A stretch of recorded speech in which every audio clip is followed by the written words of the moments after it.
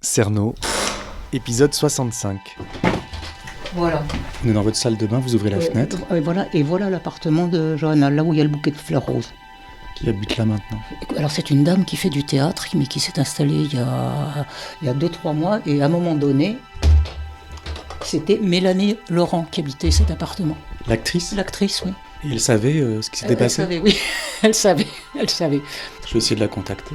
Bah écoutez, oui. Allez hop. Je fais un podcast. Non, tu vas pas réussir dans la vie. 11 vieilles dames assassinées et toujours la même méthode. C'est quoi la vie? Toi, t'es un homme mort. Boum, boum. Est-ce que je peux entrer? Il était gentil, mais après il est tué. J'espère qu'on va pas se faire choper. Il était fragile, il était perdu. Il filait ses victimes jusque chez elles. Eh bien, j'avais envie de vivre. Notre société aime les corps jeunes. Ça fait du bien. L'autopsie révélera qu'elle a toutes les côtes du côté droit brisées. Ça me fait hyper peur. Oui. Il avait la tête de monsieur tout le monde. Moi c'est Julien. Elvis Presley, moi. On peut pas vous dire ce qu'on sait pas. On verra bien où cette histoire me mène. On verra bien. 3, 2, 1. Alors suite à ma visite chez Catherine dans l'épisode 64, je suis toujours à la recherche de renseignements sur Johanna Secaresco et notamment sur son appartement que j'aimerais visiter parce que c'est un lieu de crime et que ça pourrait raconter des choses sur elle, je pense. Alors j'ai envoyé un mail à Mélanie Laurent qui a donc dû habiter l'appartement dans les années 2000. Bon, j'ai pas encore eu de réponse. Et aussi, j'ai trouvé le nom de l'actuelle occupante. C'est une comédienne qui s'appelle Teresa. Alors je lui ai envoyé un message sur Facebook. Je ne savais pas si elle était au courant ou non du fait qu'il y a eu un crime dans son appartement. Donc je suis resté prudent. Je lui ai envoyé un message en lui disant que je faisais un documentaire sur une certaine Johanna Secaresco qui a habité son appartement et que j'aimerais entrer en contact avec elle. Et elle m'a répondu « Je ne la connais pas du tout, je ne peux rien vous dire. Merci beaucoup, bonne journée, au revoir. » J'ai attendu un peu de temps et j'ai contacté un auditeur avec qui je corresponds de temps en temps, qui est comédien. Il s'appelle Pierre Rochefort et par chance, il connaît cette Teresa. Il a déjà joué avec elle. Alors il l'a appelée pour la convaincre d'entrer en contact avec moi et il m'a dit qu'elle était d'accord pour me parler par téléphone et qu'elle était au courant pour le meurtre. Donc on a un rendez-vous téléphonique maintenant avec Teresa et j'espère que je pourrai la convaincre d'aller visiter son appartement. Je compose son numéro.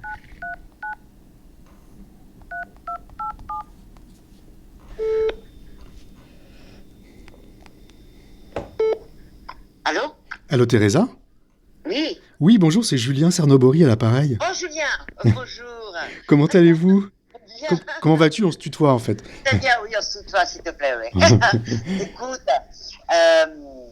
par contre, j'arrive pas à comprendre quel appartement tu veux. Moi, je suis dans un appartement qui a été renouvelé, acheté dernièrement par un propriétaire il y a 2 ans. Elle l'a renouvelé, je l'ai pris. Et je crois que c'est Mélanie Laurent qui est avec nous ici. Oui, c'est ça. Oui. C'est ça, hein? Oui. Alors, je la connais pas, Mélanie Laurent, mais justement, je voulais voir avec toi, parce que, dis-moi, qu'est-ce que tu voudrais? En fait, moi, je fais un documentaire, tu sais, sur Johanna Secaresco, une dame qui a vécu là il y a très longtemps. Oui. Tu vois qui c'est? Non, malheureusement, dis-moi, c'est quelqu'un de connu, évidemment, quelqu'un... Non, c'était une dame inconnue, en fait, qui était une institutrice à Aubervilliers, et je fais un long travail, en fait, où je recherche sa trace dans des archives, et je sais qu'elle a vécu chez toi, et j'aimerais... En fait, ce que j'aimerais, c'est juste que tu m'invites à boire le café, un jour, et que je visite l'appartement, tout simplement, en fait, pour que je vois où elle a vécu. Oui. Mais est-ce que ça t'embêterait si je passais te voir dans ton appartement? On boit le café, je viens avec mon micro? Non, pas du tout, ça me dérange pas du tout. Alors, voyons, est-ce que c'est possible jeudi après-midi, ça t'arrange pas? Ouais, c'est très bien jeudi. Cool. Et je sais pas, on peut se dire, je sais pas, ça te dit 15h30 Ouais, c'est bien. Allez, parfait. Ok. Eh ben, merci beaucoup, Teresa, je suis ravi. Je suis très content. Bonne journée. À toi aussi. Merci, au revoir. Bon, en fait, Pierre Rochefort m'a dit qu'elle était au courant pour le meurtre, mais je pense qu'elle sait rien du tout. Donc je vais visiter son appartement et il faudra que j'évite de lui parler du crime. Parce que j'imagine que ce serait assez traumatisant d'apprendre que quelqu'un a été tué chez soi. Moi, j'aimerais pas ça. Rendez-vous dans quelques jours.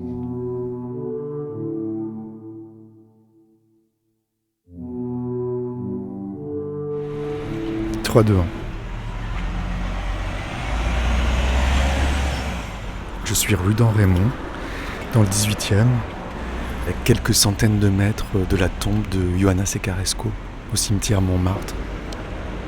Alors, il y a quelques temps déjà, on avait traduit un article allemand d'une journaliste qui s'appelle Marie-Louise Scherer et qui avait fait une grande enquête sur Paulin dans Der Spiegel. Et c'était une auditrice, Anne, qui me l'avait traduit dans l'épisode 47. On s'était rendu compte qu'il y avait plein d'erreurs, ou d'interprétations en tout cas. Alors en fait, c'est un article très long qui a été publié en 2 parties. Et ce que vous avez déjà entendu, c'est la 2e partie. Et dans la première, j'ai l'impression que Marie-Louise Scherer parle beaucoup de Johanna Secaresco. Et j'espère trouver des détails sur elle, sur sa vie. Alors j'ai rendez-vous avec un auditeur, donc il s'appelle Thorsten. Il est franco-allemand. Et je lui ai demandé si je pouvais venir chez lui pour qu'il me traduise l'article. Et il est d'accord, donc c'est le matin. Et je suis devant chez lui. Il est à son balcon. J'ai pas le code. Ouais. J'ai pas le code, alors il descend.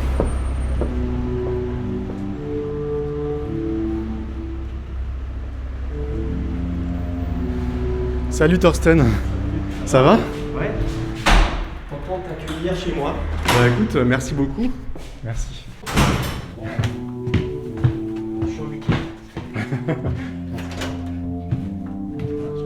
Merci. Alors c'est là que tu vis. Voilà, bah écoute, bienvenue Merci. dans mon appartement. Je t'offre volontiers un café. Comment tu sais ? Oh bah.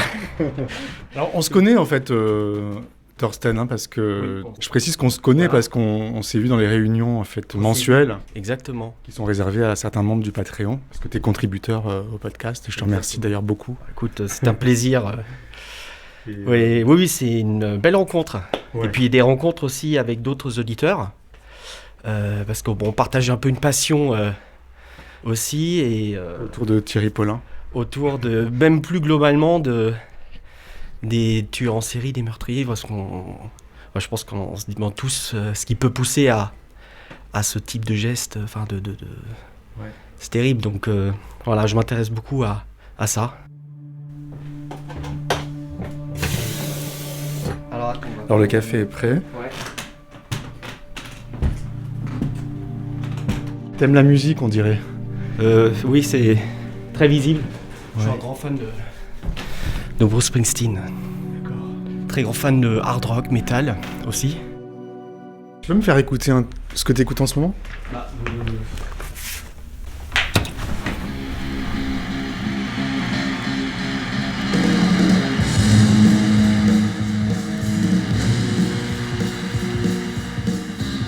Du coup, tu m'as l'air de... On se connaît pas très bien, mais on se connaît un petit peu, on s'est déjà vu quand même plusieurs fois.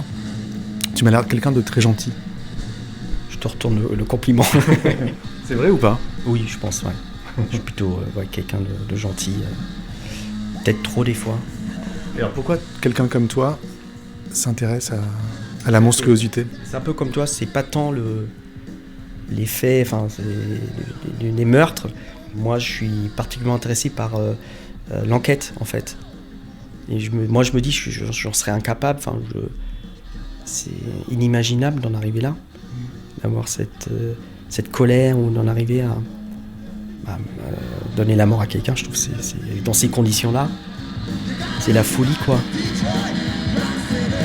Qu'est-ce que tu fais de ta violence ? On a tous une part de violence. Justement, elle passe peut-être par l'écoute de ces choses-là. J'évacue comme ça. Je pense que la musique m'aide à faire un peu le ménage en moi, quoi. Tu vois, c'est un peu ça. Ouais. Donc c'est le meilleur médicament que je puisse prendre.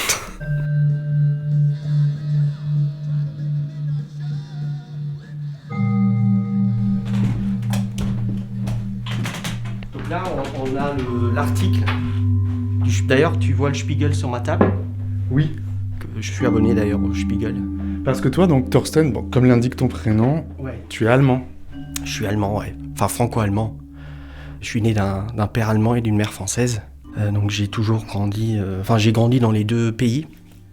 Et né en Allemagne. Donc voilà, donc je suis content de pouvoir t'aider. C'est gentil, merci beaucoup. Comme je te l'avais proposé, donc... Alors attends, je vais le prendre, l'article qui est dans mon... Donc, dans mon sac. Deux, d'ailleurs, je crois.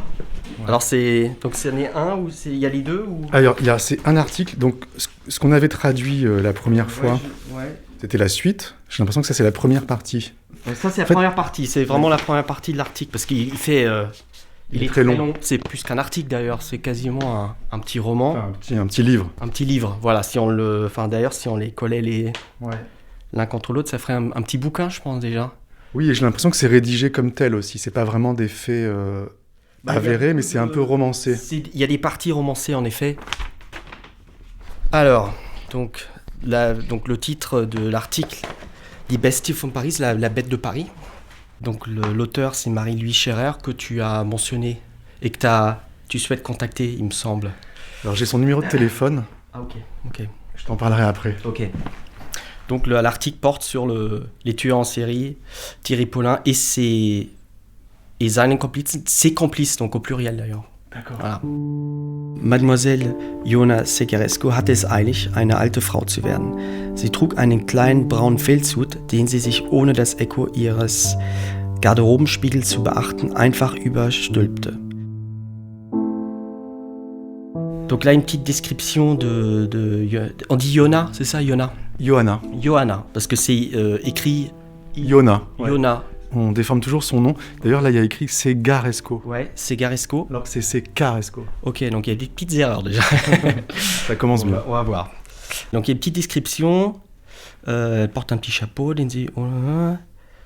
Ouais, donc là, l'auteur décrit, elle s'habille là pour sortir avec un petit chapeau, boulevard de Clichy, où elle habite. Donc elle portait un petit chapeau marron. Donc elle prend son sac. Ouais, alors c'est difficile à traduire hein, quand même. Il y a un vrai langage sur Spiegel, c'est assez. C'est soutenu. C'est soutenu, donc après c'est dur mot pour mot. Hein. Am frühen Morgen schon, wenn sie zum Bäcker ging, fasten die. Ouais, donc le matin quand elle sortait pour aller chez le boulanger, sie ging stark gebeugt, donc elle marchait. Gebeugt, c'est penché, exactement. Ce qui n'empêchait pas de voir les obscénités du boulevard. In welche Richtung sie immer...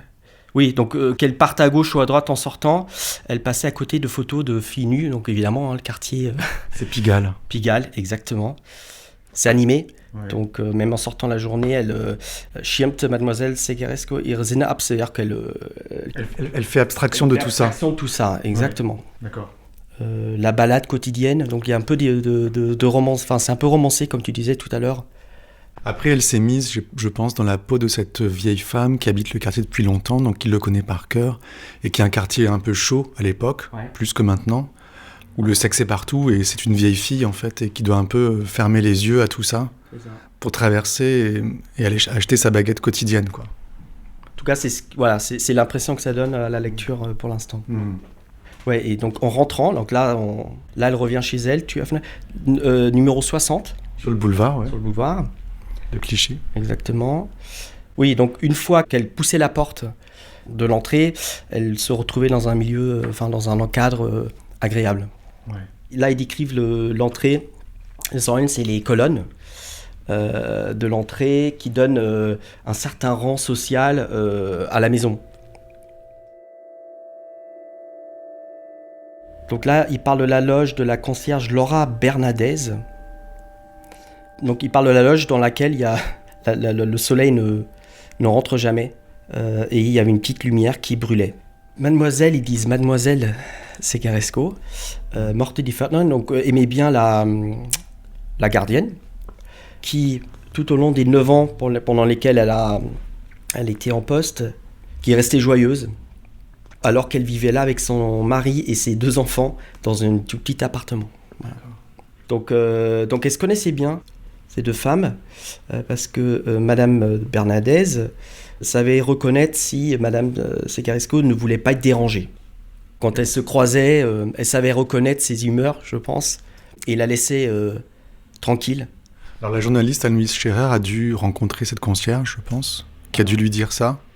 En fait, on a l'impression que Johanna Secaresco, c'était un petit personnage, quoi. C'était une femme pas forcément très facile d'accès, d'après ce qui est décrit.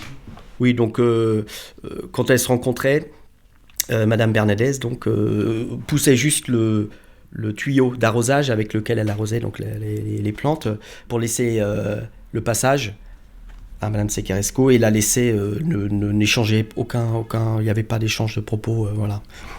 Bon, voilà, donc c'est... Quelle ambiance. Alors là, il parle de la date, am frühen Nachmittag, au début d'après-midi de 2 novembre 1984, un vendredi, avant qu'elle ne soit assassinée. Donc là, voilà, on rentre dans le vif du sujet. Donc elle était dans les parties communes, Madame Secaresco, à ce moment-là, où elle a été vue pour la dernière fois. Donc elle a été vue pour la dernière fois en début d'après-midi, dans les parties communes de la Cité du Midi, le 2 novembre 1984. D'accord. Voilà. Ah oui, donc elle avait fait du jardinage. Ouais, elle avait retiré les mauvaises herbes, tout ça. Donc elle a travaillé en début d'après-midi, selon l'article. Mademoiselle Secaresco. Exactement. Tu étais où, Thorsten, en novembre 1984 ? J'étais en Allemagne, à Nuremberg. Donc Nuremberg en Bavière. D'accord.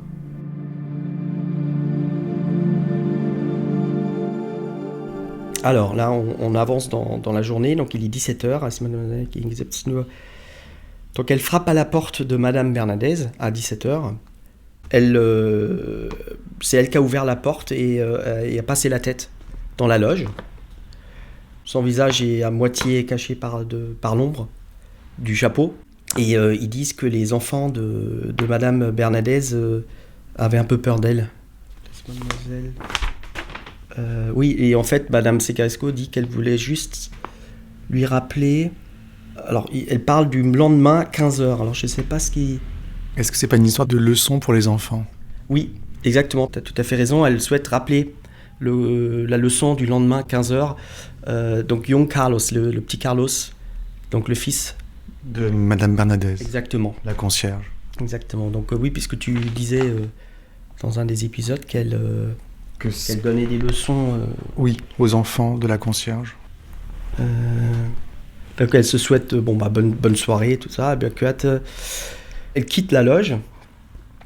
Elle traverse la première cour. Donc il y a des statues apparemment. Oui. Glasfackeln, ils ont des torches. Voilà. Il y a deux statues. Il y a un immense escalier. Oui. Un double escalier avec à chaque extrémité une statue en bronze qui tient une torche. Exactement. Donc les statues à gauche et à droite de l'escalier. Donc elle n'était pas allumée au moment où elle commençait à monter les escaliers. Voilà. Peu de lumière, mais selon la gardienne, encore suffisamment de lumière pour éviter d'allumer les torches des statues. Voilà, exactement. Donc elle était très économe, Madame Secaresco apparemment. Sparsam, c'est économe. Elle n'appuyait jamais sur l'interrupteur de l'escalier. Elle montait dans le noir. Elle montait quasiment là, quasiment dans le noir. Donc là, ils décrivent qu'Agnès, donc là, en fin d'après-midi, donc on disait quoi, c'était 17h, hein, c'est ça ? Spät Nachmittag, fin d'après-midi, jouait Nicolas, le fils âgé de 3 ans de Pénélope Robinson, jouait dans la cour d'entrée. D'accord. Alors Pénélope Robinson était la concierge pour la deuxième partie. Donc elles étaient 2 concierges. Donc ils expliquent que Nicolas, 3 ans plus tard, il pense se souvenir 3 ans plus tard, il a été interrogé par un homme de peau sombre, noir. Donc 3 ans plus tard, il se souvient d'avoir été interrogé.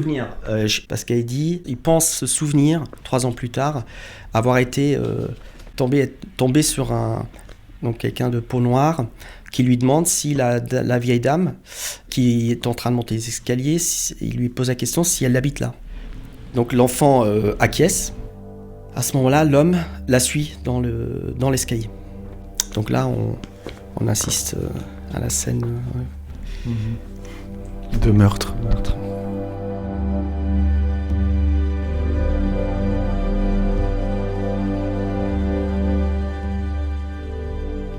Ouais, donc pour le week-end, puisque on se disait qu'on était vendredi en début d'article, donc là on est samedi.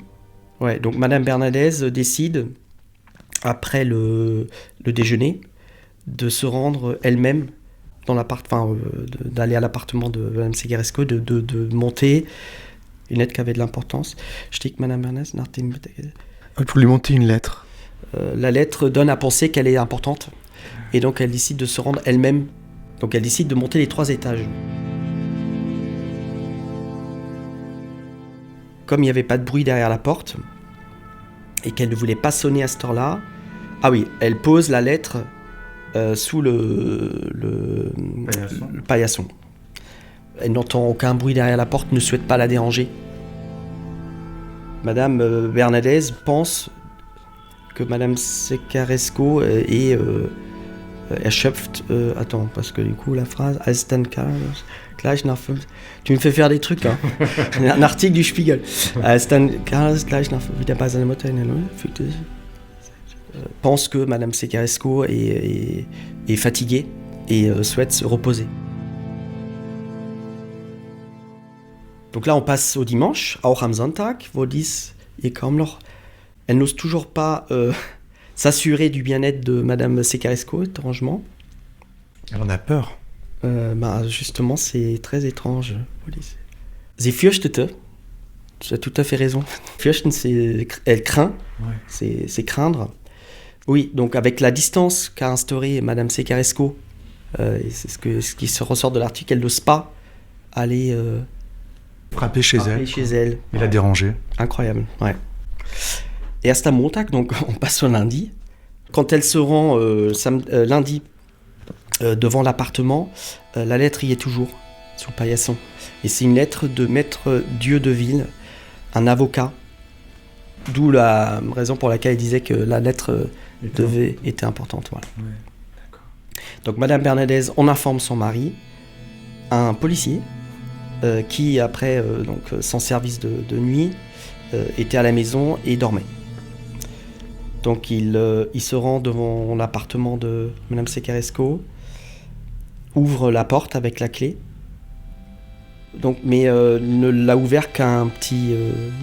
il n'a pas ouvert complètement la porte, c'est juste un Spalt breit zu öffnen. Donc, un petit peu. Un petit peu parce que Madame Sekeresco était allongée, morte derrière, donc il n'a pas pu ouvrir la porte entièrement.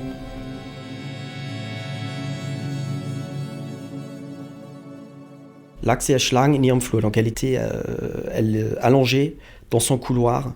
Nase, donc le nez, la mâchoire et les côtes, toutes cassées. Et les Halswirbel, c'est les vertèbres. Les vertèbres. Donc assez violemment. Ouais. Elle avait encore son manteau sur elle. Donc le chapeau à côté de sa tête, neben der Tür, et à côté de la porte, le sac des courses. Voilà, donc ça a dû se produire. Donc elle était allongée dans l'entrée, Flur, donc elle avait un petit couloir à l'entrée dans lequel on l'a retrouvée. Donc derrière la porte, donc ça a dû se produire quasiment en rentrant, enfin dans la foulée. Donc là, il parle de l'appartement, die Wohnung schien mit einem wütet. Donc elle a été, l'appartement a été saccagé. Ouais, saccagé, durchsucht. Donc il recherchait justement de l'argent certainement. Le Sofa und Sessel, donc le canapé et le fauteuil avaient été lacérés. Et donc dans le cas précis de Madame Sekeresco, der Täter, le meurtrier, a dû faire face à de nombreux livres et était enttäuscht, donc déçu. Et ça l'a mis en colère, visiblement, et l'a rendu d'autant plus violent Mais pourquoi il aurait été en colère? Parce qu'il y avait des livres? Parce qu'il voulait trouver de l'argent? Il voulait trouver et puis ça l'a... Oui, il y avait trop d'affaires. Donc ils disent que Madame Secaresco est la 4e vieille dame qui, en l'espace de 4 semaines, a été assassinée de la même manière.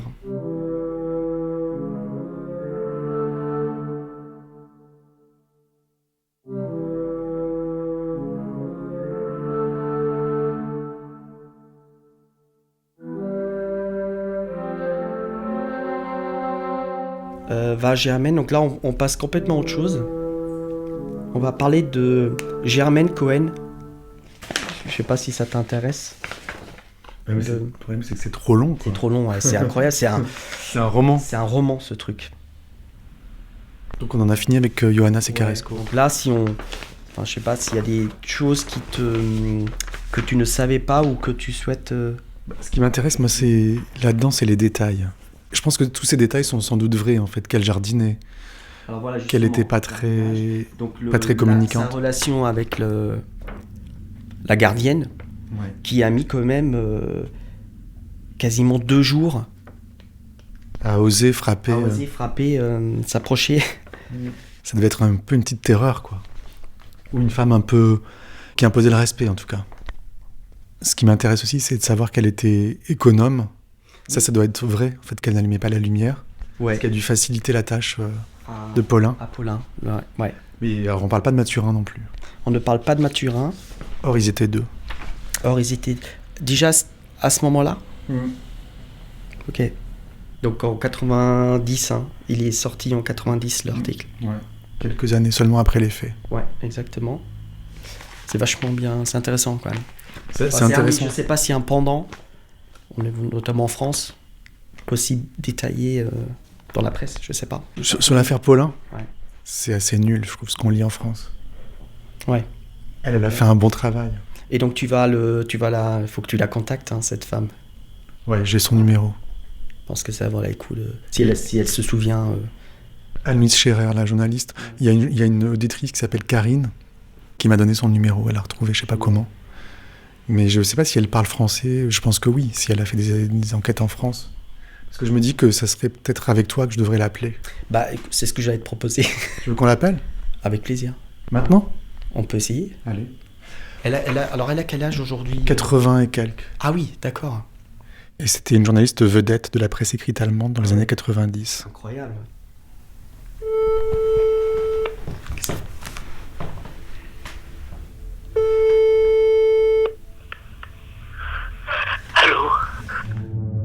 Guten Tag, Frau Scherer. Ja.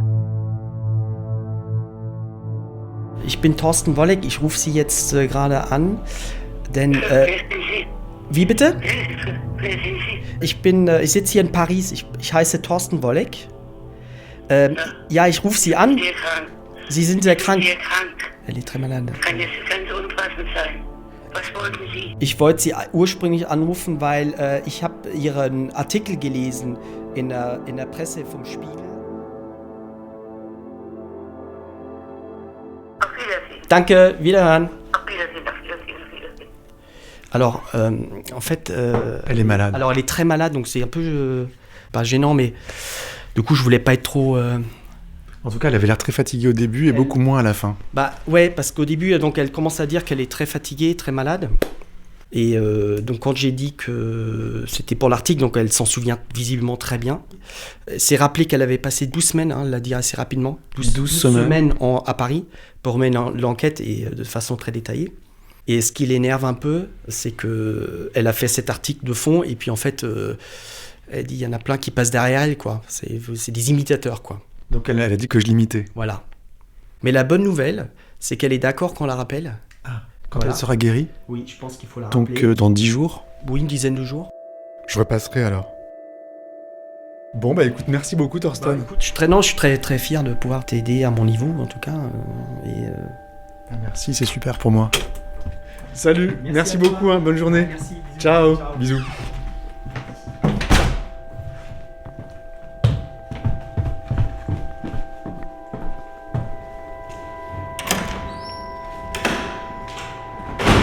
Donc la prochaine étape maintenant, C'est l'appartement de Ioana Sekaresco, où j'ai rendez-vous avec Teresa.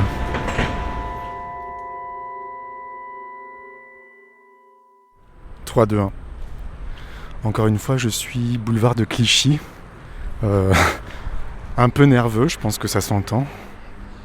Parce que c'est la première fois que je me rends sur un lieu de crime.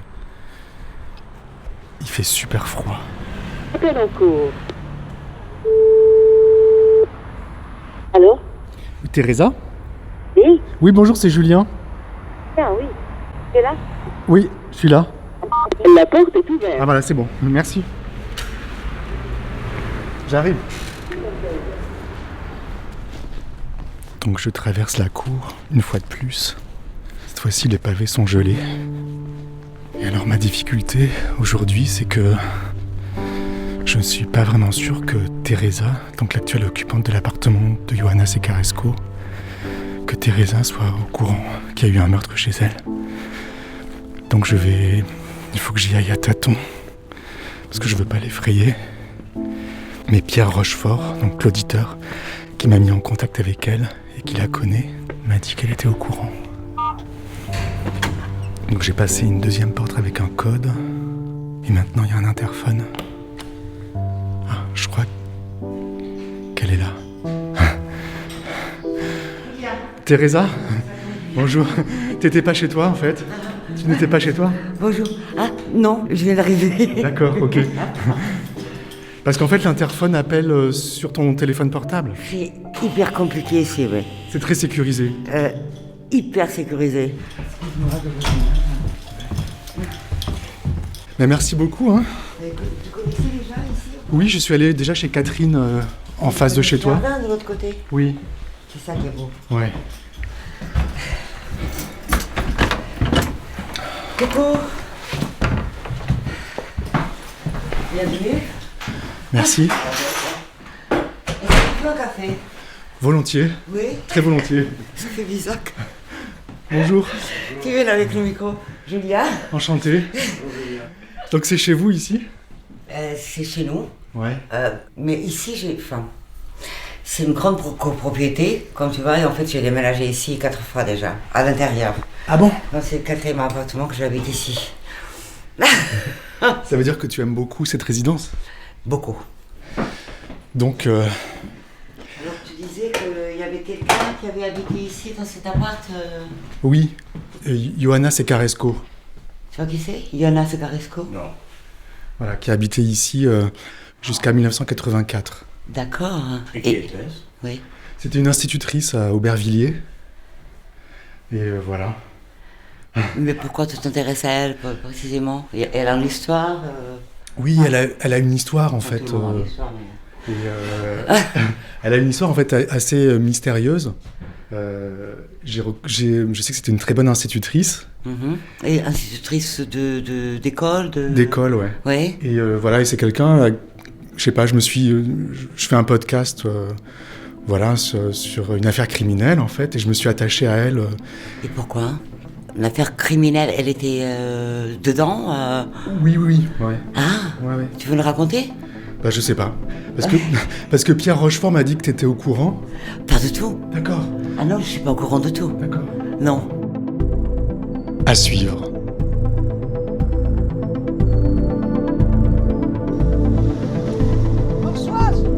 Françoise!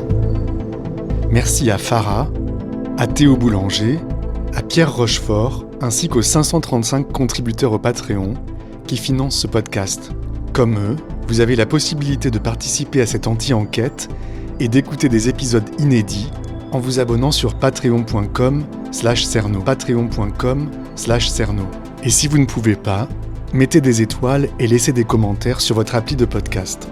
Un grand merci, à très bientôt, et n'oubliez pas, ne laissez pas traîner vos grands-mères.